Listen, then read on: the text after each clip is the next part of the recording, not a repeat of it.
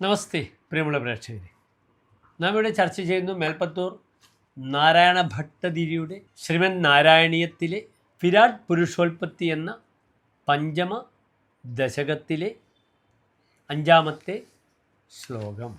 തത്രാസൗ ത്രിഗുണാത്മകോപിജ സത്വപ്രധാന സ്വയം ജീവേസ്മിൻ ഖലു നിർവികൽപമഹം ഇത്യുദ്ബോധനിഷ്പാദകഃ ചക്രേസ്മിൻ സവികൽപബോധകമഹം തത്വം മഹാൻ ഖല്വസൗ സമ്പുഷ്ടം ത്രിഗുണൈഃ തമോദിബഹുളം വിഷ്ണോ ഭവത്പ്രേരണാത്. ഇനി ഈ ശ്ലോകത്തിൻ്റെ പദച്ഛേദം ശ്രദ്ധിക്കുക.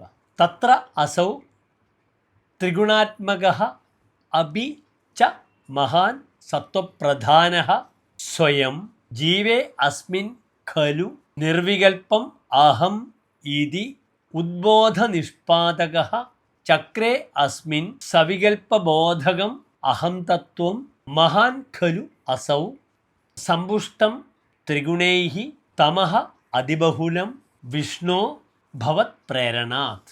ഇനി പ്രസ്തുത ശ്ലോകത്തിൻ്റെ അന്വയം ശ്രദ്ധിക്കുക. തത്ര അസൗച മഹാൻ ത്രിഗുണാത്മകഃ അപി സത്വപ്രധാനഃ അസ്മിൻ ജീവേ സ്വയം നിർവികൽപം അഹം ഇതി ഉദ്ബോധനിഷ്പാദകഃ ഖലു.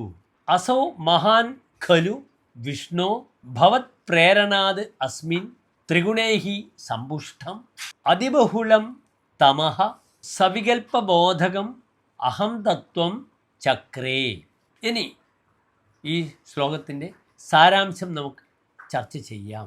മായാ സമൂഹത്തിൽപ്പെട്ട പ്രസ്തുത മഹത്തത്വം ത്രിഗുണാത്മകമാണെങ്കിലും സത്വഗുണപ്രധാനമാണ്. ഇത് ജീവാത്മാക്കളെ നിശ്ചേതനരാക്കി അവരിൽ ഞാനെന്ന ബോധം ഉളവാക്കുന്ന പ്രേരക ശക്തിയാകുന്നു.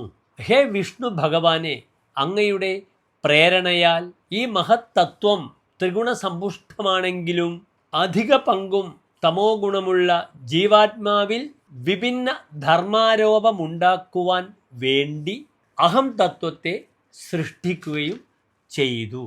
ഇതാകുന്നു പ്രസ്തുത ശ്ലോകത്തിൻ്റെ സാരാംശം. നമസ്തേ.